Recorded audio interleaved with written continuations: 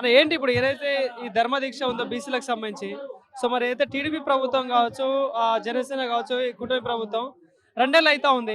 బీసీలకు మరి న్యాయం ఎంతవరకు చేస్తా ఉన్నారు? వాళ్ళు చెప్పిన హామీలు నెరవేర్చే విషయంలో ఎంతవరకు సక్సెస్ అయింది? నా పేరు మురాల వాసుదేవ్ గౌడ్ అండి. నేను భారత చైతన్య యువజన పార్టీ వేమూరు నియోజక కన్వీనర్ ఉంటాను.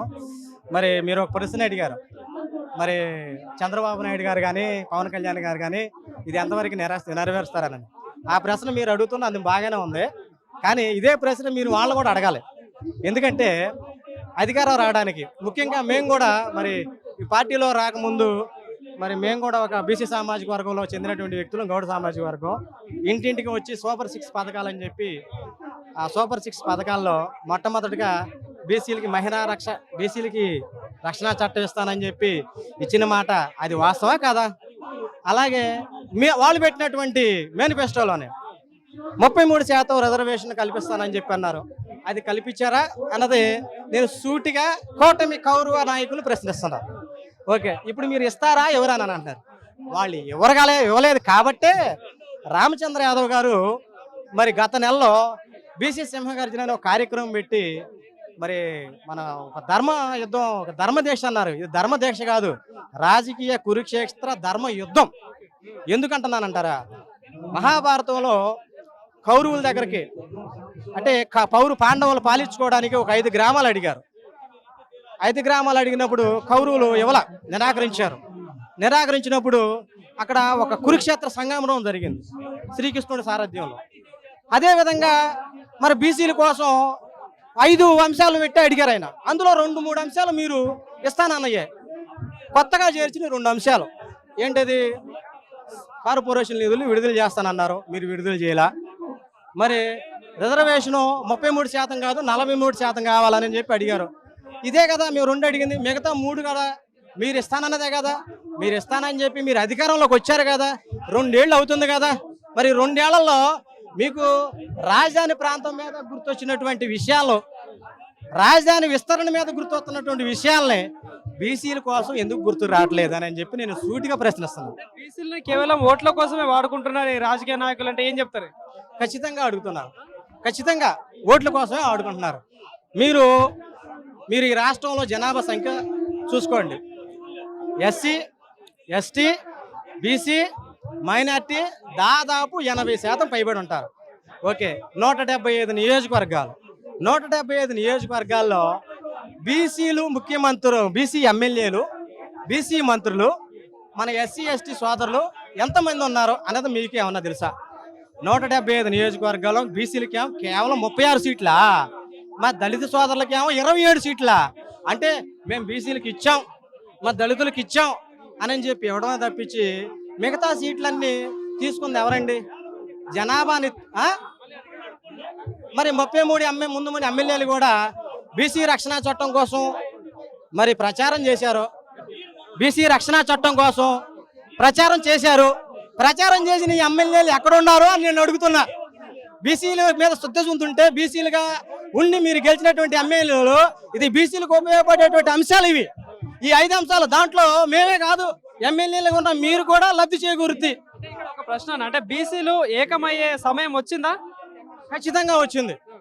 ఎందుకంటారేమో, ఒక స్వాతంత్రం వచ్చిన తర్వాత ఆంధ్ర రాష్ట్రంలో ఒక మహానుభావుడు రాజకీయ పార్టీ పెట్టాడు. ఆయన గురించి మనం మాట్లాడదాల్సిన, ఎందుకంటే ఆయన రాజ్యాంగబద్ధమైనటువంటి పాలన చేసి ఉన్నారు. ఆయన గురించి మనం తప్పుగా మాట్లాడం. ఆయన తర్వాత మరి ఒక నాయకుడు పట్టం పుచ్చుకున్నాడు. మరి బీసీలకు ఆయన మరి ఇచ్చినటువంటి సీట్లు కావచ్చు ఏమన్నా కానీ బీసీలు అందరూ ఆయన భుజాన్ని ఎక్కించుకున్న తర్వాత ఆ నాయకుడు ఏం చేశాడు 40 సంవత్సరాల కాలంలో? సరే, ఆ నాయకుడి మీద కోపంతో ఇంకో నాయకుడికి వేసాం. పాపం ఆయన ఎంతో కొంత చేయాల్సింది చేశాడు, ఆయన స్వర్గస్థుడైనాడు. ఆ నాయకుడు ఏం చేశాడు? తర్వాత ఇంకో నాయకుడు వచ్చాడు, ఆయన పాపం 5 సంవత్సరాలు పాలిచ్చాడు. మరి ఆయన కూడా నా బీసీ అన్నాడు, నా ఎస్టీ అన్నాడు. మరి ఆయన ఏం చేశాడు ఆయనకే తెలియాలి, మాకు తెలియాలి. మరి ఈ 40 సంవత్సరాల కాలంలో ఒకళ్ళ తర్వాత ఒకళ్ళు వారసత్వ రాజకీయాలు పెంపొందించుకుంటూ మీరే అధికారం చేస్తున్నారు. మిమ్మల్ని ప్రశ్నించడానికి ఇంకోటి రాలా. ఇప్పుడు రామచంద్ర యాదవ్ అన్న వచ్చాడు. రామచంద్ర యాదవ్ అన్న గారు వచ్చి ఒక పార్టీని స్థాపించి మరి డిమాండ్ చేస్తూ ఆమరణ నిరాహార దీక్ష చేస్తున్నాడంటే మాకు అన్యాయం జరుగుతుందనే అర్థం, మీరు చేయలేదనే అర్థం, 40 సంవత్సరాల కాలంలో మీరు మమ్మల్ని దోచుకున్నారనే అర్థం. బీసీ కార్పొరేషన్ నిధులను మీరు ఎందుకని బయటికి చూపెడతలా, ఎందుకని వదలతలా? ఉత్తుత్తి పేకర ప్రకటనలు ఇస్తున్నారు, ఉత్తుత్తి పేకర ఇచ్చేస్తున్నారు. మరి ఏబిఎన్ ఛానల్లో మరి ఇక దాని గురించి మనం చెప్పుకోవాలి. ఇంకా ప్రపంచంలో ప్రజల సమస్యలు కనపడినట్టుగా ఎంతసేపు ఆ నాయకుడు ఆడ మొక్క నాటాడు, ఈ నాయకుడు ఏడ మొక్క నాటాడు, ఆ నాయకుడు ఆడ కాలు దిగాడు, ఈ నాయకుడు ఈ రోడ్డు వేసాడు అని రోడ్ల గురించి మనం చెప్పుకోవాలి. పల్లెల్లో రోడ్లు పడతలా, రాజావారి చేపల చెరువులకి రోడ్లు పడుతున్నాయి. రాజావారి చేపల చెరువు అంటే బయట మీడియాలో కావచ్చు, ప్రోగ్రాంలలో పాలన మంచిగానే ఉంది, పాలన మంచిగా చేస్తా ఉన్నాం, పథకాలు ఇస్తా ఉన్నాం, సూపర్ 6 ఇస్తా ఉన్నాం అని చెప్పేసి ప్రతి ప్రోగ్రాంలో ఎమ్మెల్యేలు అందరూ చెప్పుకుంటున్నారు కదా అన్న. మరి ఇప్పుడు సూపర్ 6లో 2 పథకాలు మేము అడుగుతున్నాంగా, 2 ఏళ్ళు అవుతుందిగా. బీసీ రక్షణ చట్టం అధికారం వచ్చిన 100 రోజుల్లో ఇస్తానని చెప్పి బహిరంగ మీడియా పూర్వకంగా చెప్పింది మీరే కదా, ఇంటింటికి తిరిగింది మీరే కదా. మరి స్థానిక సంస్థల్లో రిజర్వేషన్ ఇస్తానని చెప్పింది మీరే కదా. మరి నామినేటెడ్ పోస్టుల్లో బీసీలకి ఎంత ఇచ్చారు మీరు? బీసీలు వాటా ఎంత? ఈరోజు మీరు నియోజకవర్గం వెళ్ళి చూడండి, నియోజకవర్గ ఎమ్మెల్యేలు ఇంటికి వెళ్ళమనండి సెక్యూరిటీ లేకుండా. నియోజకవర్గ ఎమ్మెల్యేని ఒక్కడే వెళ్ళి ఒక ఇంటికి వెళ్ళి అడగమనండి, నేను మీకు మంచి చేశానా అని, కూటమి ప్రభుత్వం మంచి చేసిందా అని. చేసిందని చెప్తే అబ్బా వెరీ గుడ్, చంద్రబాబు నాయుడు గారికి గజమాల కాదు బీసీని మాల వేసి పడతాం. మంచి చేశారా లేదన్నది ప్రజలను అడగాలి. మంచి జరగలేదు కాబట్టే కదా రామచంద్ర యాదవ్ గారు బీసీలకు అన్యాయం జరుగుతుందనే కూర్చుంది. ఇప్పుడు ఇంత 5 డిమాండ్లతోటి దీక్ష అయితే ఏర్పాటు చేసలేవు. సో ఏంటంటే ప్రభుత్వం దిగొచ్చే ఛాన్స్ కనిపిస్తుందా? ఒకవేళ రాకపోతే ఏంటి తదుపరి కార్యాచరణ, ఏం డిమాండ్ చేస్తాం? 40 సంవత్సరాల నుంచి దిగిరాని ప్రభుత్వం ఇప్పుడు దిగొచ్చిద్దా అని అంటే ఖచ్చితంగా దిగిద్ది. ఎందుకు దిగిద్ది అంటే ఇప్పుడు దాకా దింపేవాడు లేడు, ఇప్పుడు దింపేవాడు వచ్చాడు కాబట్టి. అర్థమైందా మీకు? ఈ రాష్ట్రంలో అధిక జనాభా కలిగినటువంటి సామాజిక వర్గాల్లో బీసీల్లో యాదవ, గౌడ. మరి గౌడుల్లో నుంచి మద్దతు తెలుపుతున్నాం, మన దళిత సోదరులు మద్దతు తెలుపుతున్నారు. ఇంతవరకు ప్రశ్నించేవాడు దింపేవాడు రాలా. చీకటి ఒప్పంద రాజకీయ జరుగుతున్నాయి. చీకటి ఒప్పంద రాజకీయాలు 5 సంవత్సరాలు నువ్వు 5 సంవత్సరాలు నేను అనుకుని కొండల్ని, నదుల్ని, గ్రామాల్లో చెరువుల్ని, మరి రావాల్సినటువంటి నిధుల్ని దోచుకుంటూ ప్యాలెస్లు మరి బంగ్లాలో అన్నీ కట్టుకుంటున్నారు. వాళ్ళని ప్రశ్నించడానికి ఏ నాయకుడు రాలేదు.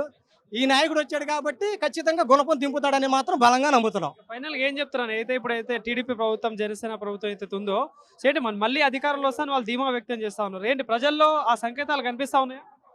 మీరు ఎన్నికల ముందు గౌరవ ముఖ్యమంత్రి వర్యులు నారా చంద్రబాబు నాయుడు గారు, అలాగే డిప్యూటీ సీఎం పవన్ కళ్యాణ్ గారు యొక్క మాటల్ని మీరు పరిగణలో తీసుకోండి.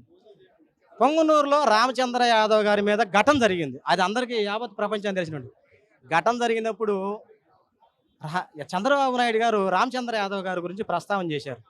బీసీ సామాజిక వ్యక్తి మీద దాడి చేసిన పెద్దిరెడ్డి రామచంద్రారెడ్డిని నేను వదిలిపెట్టను అని. వదిలిపెట్టలా, నిజంగానే ఆయన బాగానే పెంచుతున్నాడు ఆయన, చీకటి రాజకీయ నాయకులు. మరి ఆ పొంగనూరులో మరి అంత ఘటన జరిగిన తర్వాత రామచంద్ర యాదవ్ గారి మీద ఆయన పేరెత్తి నువ్వు రాజకీయానికి వాడుకున్నావు కదా చంద్రబాబు నాయుడు గారు. ఇప్పుడు ఎందుకు రామచంద్ర యాదవ్ గారు ప్రశ్నిస్తున్నటువంటి 5 అంశాల గురించి నువ్వెందుకు మాట్లాడతలా? చట్టసభలు ఎందుకు మాట్లాడతలా? పవన్ కళ్యాణ్ గారు నాకు ఇష్టమైన నాయకుడు, ఆయన మాత్రం మంచి స్పీకరు. ఆయన బీసీ రౌండ్ టేబుల్ సమావేశం పెట్టి టీటీడీలో 50% బీసీలకే సీట్లు కలిగిస్తానని చెప్పారు. అది మీ అందరికీ తెలిసిందే, బహిరంగంగా వచ్చింది. మరి ఆ 50% సీట్లు అయ్యి మీరు అధికారం వచ్చిన తర్వాత కూటమి నాయకులు, కౌరవ నాయకులను ఎందుకు ప్రస్తావన చేశానంటే నేను ఎందుకు చెప్తా. అధికారం వచ్చిన తర్వాత ఒక మహిళ మీద దాడి జరుగుతుంది మీ అధికార పక్ష నేతలతో, ఒక దళితుల మీద దాడి జరుగుతున్నాయి. ఓసీల్లో మరి ఆధిపత్యాల్లో కూడా బలహీన వర్గాలు ఉన్నాయి, వాళ్ళకి అన్యాయం జరుగుతుంది. అప్పుడు మీరు మాట్లాడరు. గత ముఖ్యమంత్రి గారు వేటుకు వచ్చినో మావి గన్నానో లేకపోతే ఈ గన్నానో ఆ గన్నాను అంటేనే మాట్లాడతారు తప్పించి ఈ దాడులు జరుగుతున్నప్పుడు మరి పాలిస్తున్నటువంటి పాల వర్గాల నాయకులు నోరెందు మీద పట్ల వీళ్ళు చేస్తారా చేయరా అని మీరు అడుగుతున్నారు. చేసేవాళ్ళు అయితే ఇన్ని సంవత్సరాలు వాళ్ళు ముఖ్యమంత్రులు ఎందుకుంటారో ఈ రాష్ట్రంలోనూ ఆ రాష్ట్రంలోనూ బీసీ ముఖ్యమంత్రి ఉంటాడు. మీకు అర్థమవుతుందిగా. బీసీలు ఏకం అవ్వాల్సినట్టు అవసరం ఉంది. కానీ ఏకం కాకుండా మా రామచంద్ర యాదవ్ గారు ఏదన్నా బహిరంగ సభ పెడితేనో ఇట్లాంటి కార్యక్రమం పెడితేనో మరి ఆయన బీసీ సింహగర్జన పెట్టినప్పుడు ఆ రోజు తెల్లారేపాటికి బీసీల మీద ప్రేమ గుర్తుకొచ్చింది అధికార పక్ష నాయకులకి. తెల్లారేపాటికి బీసీ సభలు పెట్టేశారు. ఖచ్చితంగా భయపడుతున్నారు. రామచంద్ర యాదవ్ గారికి ఖచ్చితంగా భయపడుతున్నారు. భయపడిన వారైతే ఇప్పుడు కరెంటులు తీరు, భయపడిన వారైతే గ్రామాల్లో బీసీలకి మీకు ఆ పథకాలు పోతే, మీకు ఈ పథకాలు పోతే, మీకు ఆ పదవులు పోతే అని భయపెట్టరు. మీ భయపడిన వాళ్ళు భయపడుతున్నారు కాబట్టే మీరు బీసీలను భయపెడుతున్నారు. మీరు భయపెట్టకుండా ఉండండి. బీసీలు సత్తా ఏంటో, బీసీలు ఏకమైతే ఏం జరిగిందో తెలుస్తుంది. బీసీలు ఎన్నికల ముందు జైహో బీసీ అని నువ్వు పెడతావు, బీసీ నా బీసీ నువ్వు నా ఎస్సీలు అని ఒక ఆయన అంటాడు. ఎన్నికలైన తర్వాత బీసీల పరిస్థితి ఏంటి? ఈ బీసీలు గుర్తురారా నీకు? అంటే నీకు అడుగులు మడుగులు ఎత్తే వాళ్ళే బీసీలా? నీ అధికారంగా ఉన్న ఎమ్మెల్యేలు వాళ్ళు బీసీలా? కానీ ఒక సిగ్గుచేటు ఎందుకో చెప్పమంటారా? మా బీసీ ఎమ్మెల్యేలుగా ఎంపీలుగా ఉన్నటువంటి వ్యక్తులు సిగ్గుచేటు. చంద్రబాబు నాయుడు గారికి ఏదైనా జరిగితేనో, రాజశేఖర రెడ్డి గారి అబ్బాయికి ఏదైనా జరిగితేనో, పవన్ కళ్యాణ్ గారికి ఏదైనా జరిగితేనో దీక్షలు చేస్తున్నారో, కొడుతున్నారో, తిడుతున్నారో, బాధలు పడుతున్నారు. కానీ ఓ బీసీ సామాజిక వర్గం నుంచి వచ్చినటువంటి మా రామచంద్ర యాదవ్ గారు తలపెట్టినటువంటిది ఇది. వాళ్ళు బీసీలు కాదేం, అంటే బీసీ సామాజిక వర్గాల నుంచి ఎమ్మెల్యేలు అవ్వలేదాం, బీసీ సామాజిక వర్గాల నుంచి మంత్రులు అవ్వలేదాం. అరే చట్టసభల్లో మీరు చూస్తున్నారా భయ్యా? ఒక్కడన్నా కానీ ప్రజల సమస్యలు మాట్లాడినాడు ఉన్నాడా? బీసీ రక్షణ గురించి చట్టం గురించి మాట్లాడినాడు ఉన్నాడా? రాజధాని విస్తరణ అంటున్నారు. కానీ ఈ రాజధాని విస్తరణలో మీ వాటాలంతా, మా వాటాలంతా, మా వాటా గురించే కదా మా రామచంద్ర యాదవ్ అని అడుగుతుంది. ఇది తప్ప? ఇది తప్ప? ఈ ఆమరణ నిరాహార దీక్ష అనేది పెట్టడం తప్ప? రామచంద్ర యాదవ్ గారికి మీరు భయపడపోతే మీరు ఎందుకు మేము గ్రామాల్లో తిరుగుతుంటే ఆ పార్టీ వాళ్ళు వస్తే మీరు వెళ్ళొద్దు, ఆ పార్టీ వాళ్ళు వస్తే మీకు పథకాలు పోతాయి. ఎన్ని సంవత్సరాలు అయ్యా? 3 ఏళ్ళు. ఈయన అధికారంలోకి రావచ్చు తర్వాత వేరే విషయం. ఇంకోటి వస్తాడు అనుకో, ఇంకో ఆయన వచ్చాడు అనుకో, అప్పుడు ఏంటో పరిస్థితి ఆలోచన చేసుకోవాలి మనం.